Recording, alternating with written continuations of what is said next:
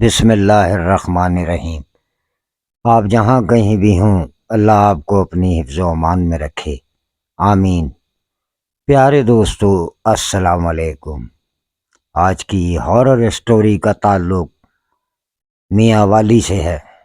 یہ اسٹوری ہمیں نجیب نیازی نے بھیجی ہے، جن کی عمر اب 55 سال ہے۔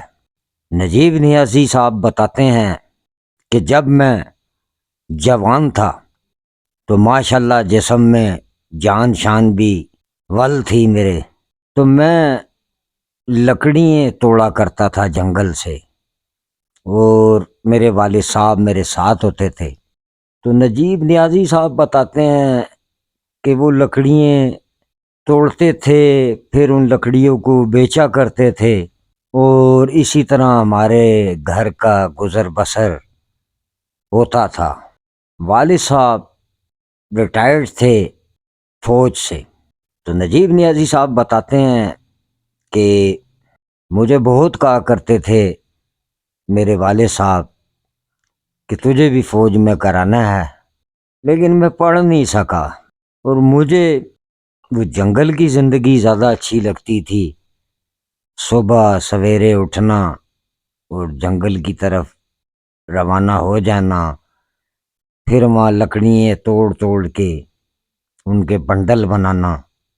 تو نجیب نیازی صاحب بتاتے ہیں کہ ایک دن والد صاحب کی کچھ طبیعت ٹھیک نہیں تھی، تو والد صاحب نے کہا نجیب تو چلا جا اور زیادہ بے شک کام نہیں کرنا، تھوڑی بہت لکڑیاں بس لے آ جس سے گھر کا سلسلہ چلتا رہے، باقی میری طبیعت ٹھیک ہو جائے بعد میں زیادہ لکڑیاں توڑیں گے، جو وہ بیچتے بھی تھے۔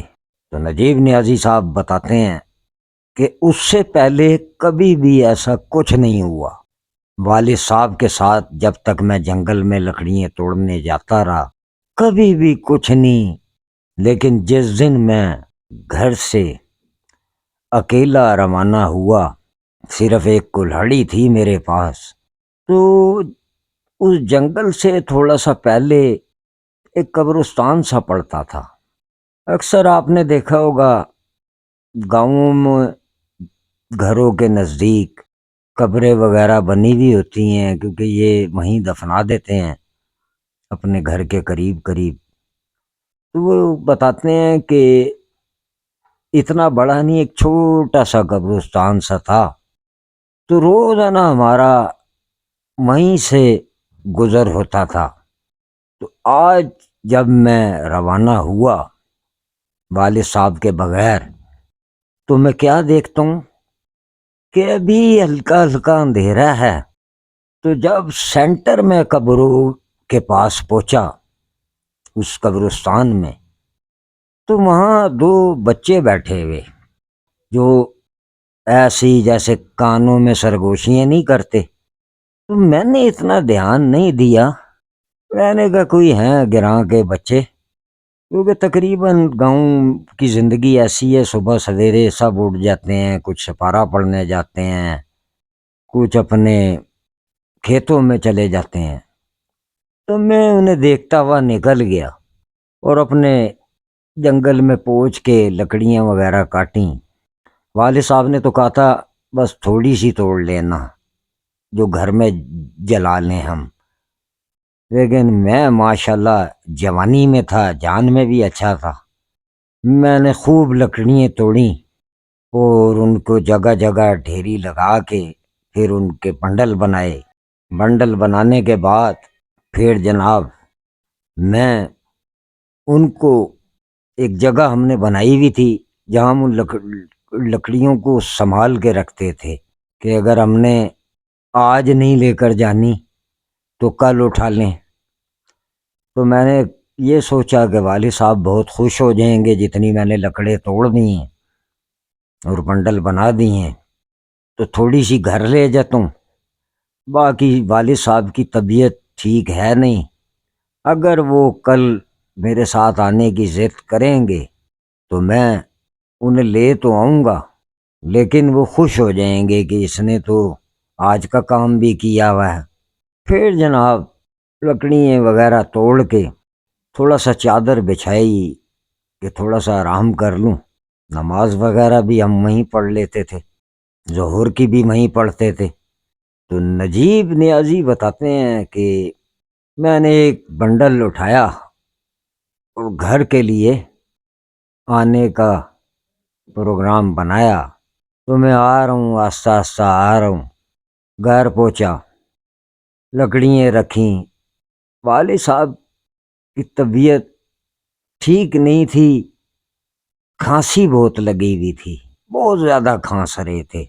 خیر تھوڑی سی گپ شپ لگائی والد صاحب کے ساتھ، اور پھر اپنا ٹکڑ پانی کھایا اور آرام کرنا شروع ہو گئے۔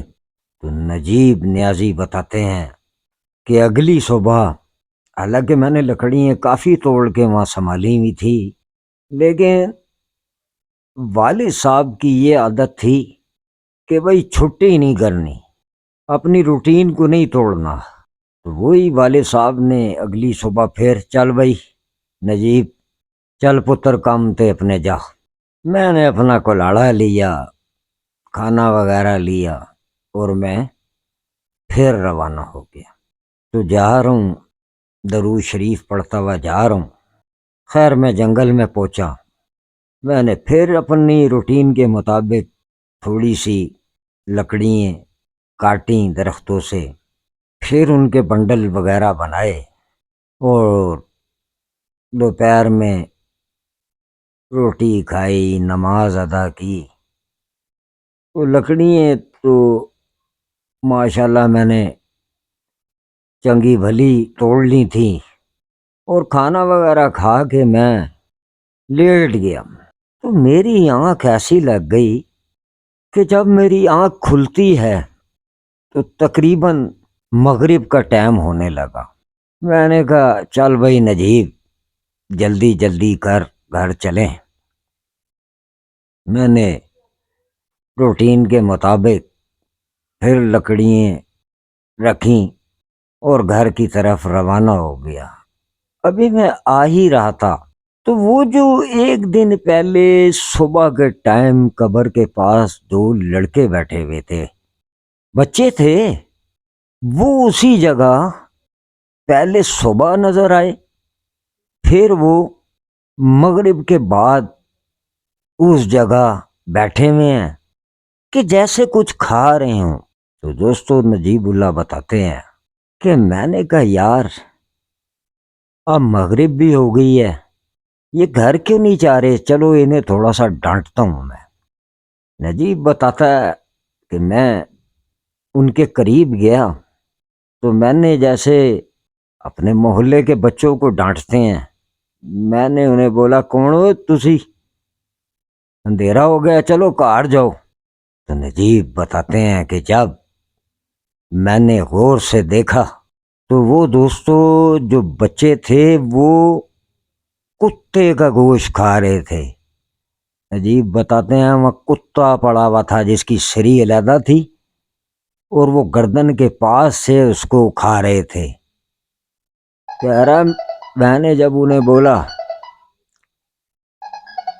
چلو دفع ہو جاؤ ادھروں، تو وہ اسی ٹائم غائب ہو جاتے ہیں، اور وہ جو کتا پڑا تھا وہ بھی غائب ہو جاتا ہے۔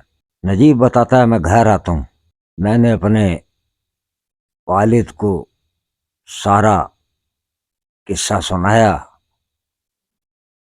کہ کل صبح جب ابا جی میں جا رہا تھا تو یہی بچے صبح بھی بیٹھے ہوئے تھے، لیکن میں صبح یہ سمجھا کوئی گاؤں گراں کے بچے ہیں۔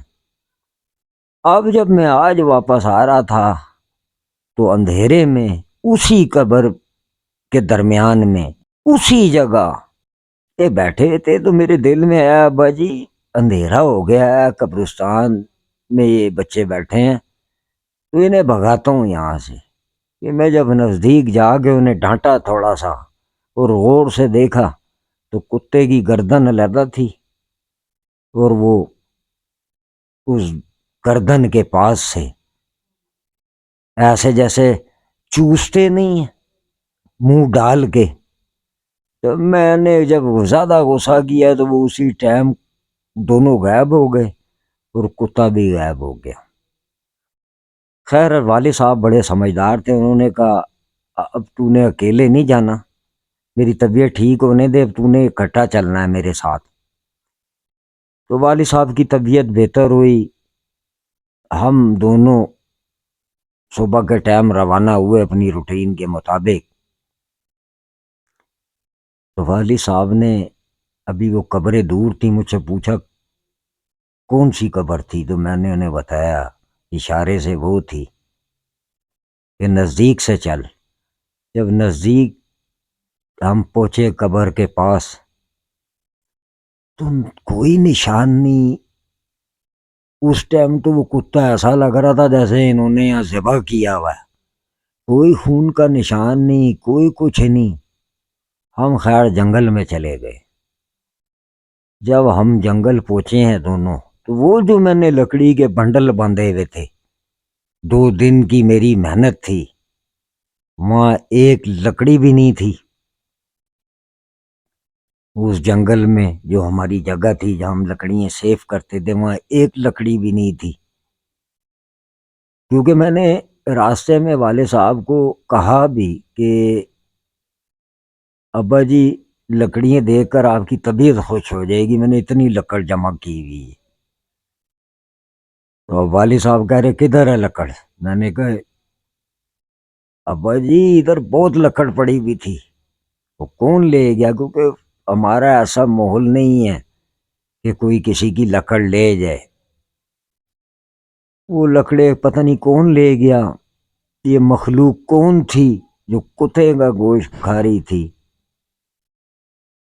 تو پیارے دوستو، یہ تو اللہ ہی جانتا ہے وہ کیا مخلوق تھی، یہ نات کے بچے تھے، کون تھے۔